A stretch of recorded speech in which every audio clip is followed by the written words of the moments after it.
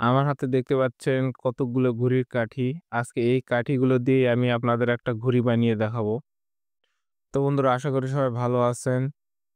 দেখতে পাচ্ছেন এই কাঠিগুলো দিয়ে আমি আজকে নতুন একটা ঘুড়ি বানিয়ে দেখাবো এবং এই ঘুড়িটি বানানো অনেক সহজ। আপনারা চাইলে খুব সহজেই ঘুড়িটি বানাইতে পারেন।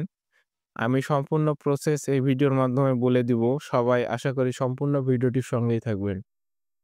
এই ঘুড়িটি যখন আকাশে ওড়ে তখন কিন্তু একটা নৌকা বা পালতোলা ঘুড়ি যেরকম ওড়ে সেরকম দেখতে লাগে। তো আমি আকাশে ওড়ায় পর্যন্ত দেখাবো ঘুড়িটিকে। তো আমি এখন কাঠিটিকে বাঁধতেছি ঘুড়িটির।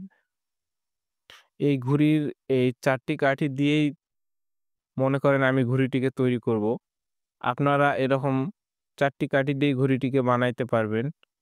২ টি লম্বা-লম্বির কাঠি থাকবে এবং ২ টি পাতলা মানে পাতল যেদিকে থাকে সেদিকের কাঠি থাকবে। আপনি যেখানে বাঁধতেছেন অর্থাৎ ৪ দিকেই যেন সমান হয়। আমি এখানে যতটুকু অংশ উপরে রেখেছি তার সাইডের অংশ একটু বেশি রেখেছি। আপনারাও ঠিক আমার মতো করে বাঁধবেন। আমাদের কাঠিগুলোকে বাঁধা শেষ। এবার চারপাশে রাউন্ডে আমি সুতা দিয়ে বেঁধে নিব।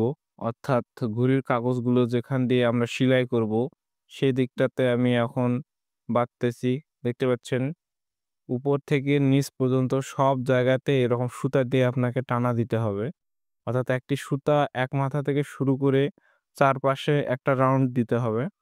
আমি কিভাবে দিচ্ছি আপনারাও ঠিক একইভাবে দিবেন। দেখতে পাচ্ছেন আমি সুতাকে রাউন্ড করে চারোপাশ দিয়েই ঘুড়িটি দিয়ে দিচ্ছি। আপনারাও এইভাবে দিয়ে দিবেন। আরেকটা কথা বন্ধুরা, আপনারা যদি আমাদের চ্যানেলে নতুন হয়ে থাকেন তাহলে অবশ্যই আমাদের রেইনবো ন্যাচারাল বিডি ইউটিউব চ্যানেলটিকে সাবস্ক্রাইব করে দিবেন।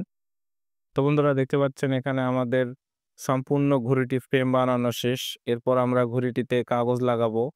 কাগজ লাগালেই দেখতে পারবেন যে ঘুড়িটিকে কত সুন্দর দেখা যায় এবং নিচের অংশটি দেখুন এখানে নৌকার মতো লাগতেছে একটা। অর্থাৎ এটি যখন উপরে উড়বে মনে হবে যেন নৌকা আকাশে ভাসতেছে। এই ঘুড়ির উপরে থাকবে পাল, অর্থাৎ পালের গায়ে যখন বাতাস লাগবে তখন ঘুড়িটি অনেক সুন্দরভাবে আকাশে উড়বে। আপনারা দেখতেই পারবেন ঘুড়িটি যখন আমি আকাশে উড়ায় দিব, কত সুন্দর আকাশে ভাসবে এবং ঘুড়িটি অনেক সুন্দরভাবে আকাশে উড়বে। তো বন্ধুরা আজকে আমাদের ছাদে বাতাস অনেক কম। সেজন্য ঘুড়িটির গায়ে তেমন বাতাস লাগতেছে না। আমরা তবুও ঘুড়িটিকে আকাশে ওড়ানোর চেষ্টা করতেছি।